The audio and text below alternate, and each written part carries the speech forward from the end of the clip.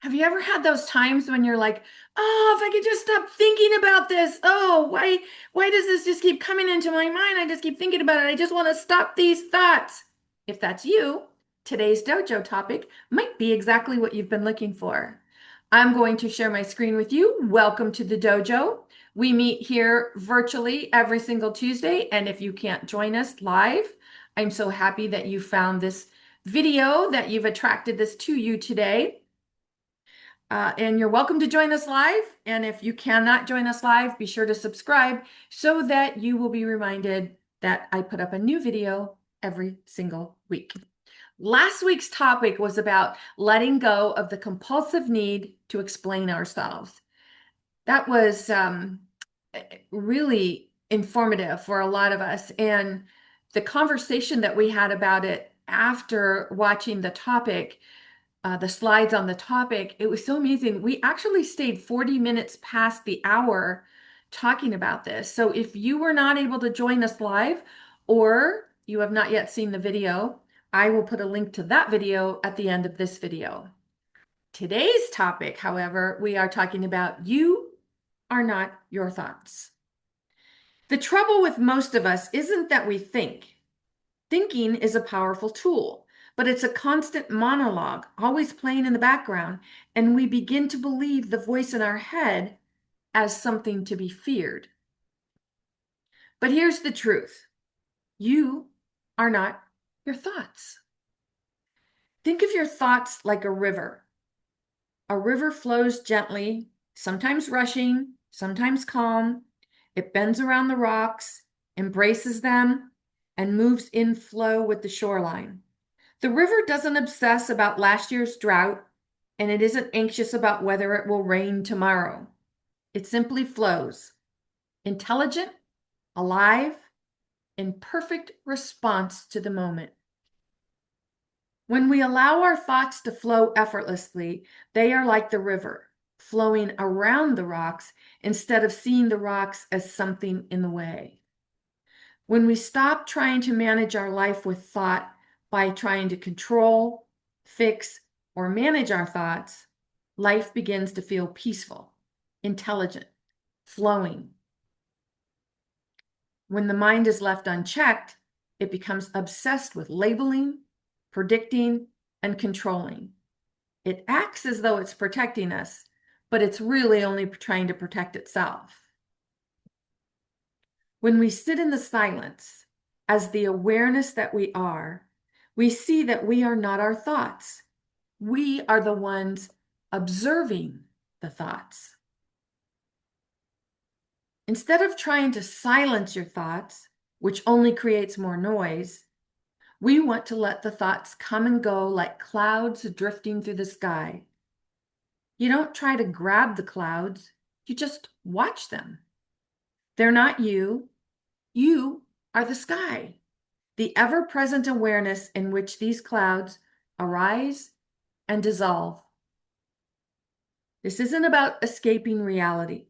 It's about entering it more deeply. Because in the state of no thought, you begin to experience what it means to simply be. You don't need to become anything. The mind is a miraculous tool. It's given us art, music, architecture, poetry, and technology. It can reason, imagine, plan, solve, and create. Like any tool, it's meant to be used as an assistant, a guide, or a helper. It's not the one in charge. The thinker and the thought are not one and the same, and this confusion is where most of our inner suffering begins. Thought is fragmented. It breaks everything into contrast: good, bad, success, failure, right, wrong, past, future, self, other. And while these categories have helped us navigate life, they also create illusion, and we become trapped in the dualities, comparisons, and judgments. Thoughts create a narrative about who we are, what we've done, what we should be doing, and what we are or aren't capable of doing, what others think, and where we're going. This narrative becomes our identity, but it's only a story. The mind is relentless and can drag us into a never-ending swirl of thought, and yet we rarely question it.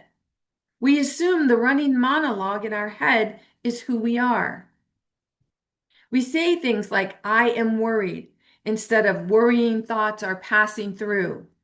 Because somewhere on our life's journey, we were taught to live from the duality of the mind by personalizing everything. We say, I am a failure, instead of saying, thoughts about failure are arising right now. The identification with thought is our only problem. When we identify with thought, when we believe every thought that comes into our head, we are no longer free because we've accepted the invitation to the mental noise. We actually imprison ourselves. The more we believe our thoughts, the more we suffer. If the thoughts are anxious, we feel anxious. If the thoughts are critical, we feel ashamed. If the thoughts are angry, we act out in frustration. But if we can begin to see that these are just thoughts, not reality, we create space between who we are and what arises within us. The voice inside our head is not inherently wise because most of it is conditioned. It repeats things you've been told, beliefs you've absorbed, and fears you've inherited. It speaks in loops and patterns and repeats things over and over again. It rarely says anything new. It doesn't stop just because you ask it to. In fact, trying to silence the mind is like trying to put out a fire with gasoline. The mind cannot quiet the mind. It only knows how to analyze and talk about quiet. Freedom doesn't come from controlling thought. It comes when you stop identifying with it. It comes from seeing that the stream of thought is something that passes through you. It's not you. You are not the thoughts. You are the awareness in which those thoughts arise and dissolve. Awareness is constant, still, silent, and spacious. It has no need to cling to any particular beliefs any more than the sky is impacted by the weather. This realization doesn't come from more thinking. It comes from a soft, gentle noticing. When a thought arises, you watch it. When a worry comes, you let it pass. When a judgment appears, you observe it without resistance. And this is how you begin to notice how thoughts come and go and how they are repetitive and how they're rarely true. In that noticing, in that awareness, something shifts. And that's when you realize that you don't have to believe everything you think. The more you watch your thoughts without engaging them, the more they begin to quiet on their own. The mind will only describe a feeling, emotion, or experience as a negative when you aren't consciously describing it in a positive way. So if someone were to leave you and you define that as abandonment rather than moving on, a new beginning, you see, that's how we start to define things as a negative. And when we define them as a negative rather than a positive, that's when we create the negative emotions that we say we don't want to feel and experience. Gravity doesn't need your permission to pull you to the ground. It only needs your carelessness, and the same is true with your thoughts. When you are careless with your thoughts, you are giving permission for both the wanted and the unwanted to manifest. When the mind is met with presence instead of panic, it returns as the role of servant and not the master. Instead of trying to resist thought, we must simply remember not to allow it to dominate us. And we can do that by living as pure awareness, untouched by the storms of the mind. Clarity and insight come when you stop chasing them. It's from this effortless awareness where intelligence arises. This intelligence is not the result of effort. It doesn't come from trying to figure things out. It comes from effortless awareness. The effortless awareness we seek can only come from the silence, but many people fear the silence, so they turn on the TV, reach for their phones, scroll through social media, anything to get rid of the silence. But when you do this, you miss the very thing you're searching for, because it's the stillness that what is resides. It's in the stillness where thoughts rest and the mind no longer dominates. The idea that you are not the thinker of your thoughts may sound strange at first, even difficult to believe, but if you sit with it long enough, you'll begin to sense its truth. Thoughts arise, one after another, like waves on an ocean.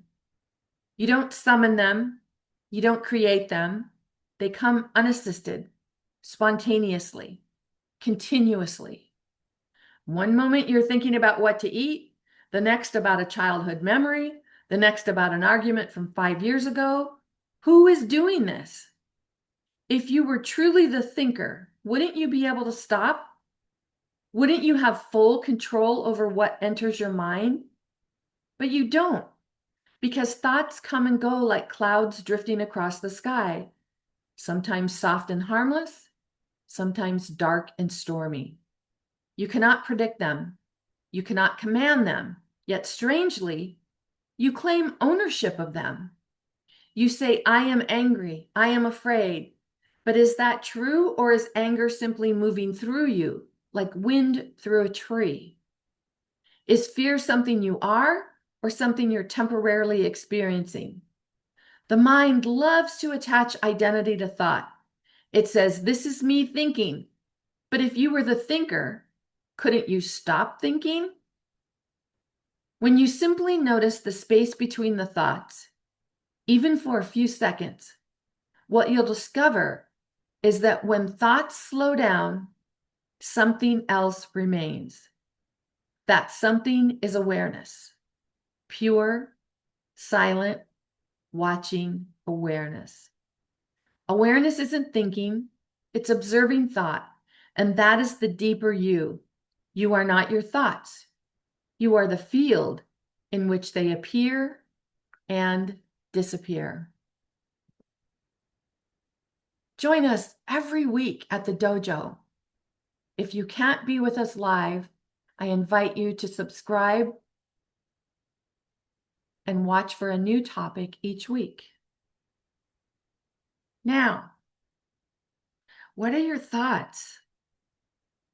Isn't that an interesting question? What are your thoughts? Do you realize how you can silence the mind simply by being as awareness? You are the effortless being. You are the infinite being. You have this power. Your thoughts only control you if you allow them. If you want any kind of support with this, visit me at masteringyourbeliefs.com. In the meantime, this is Nancy Muller, the one and only Life Sensei, saying ciao for now.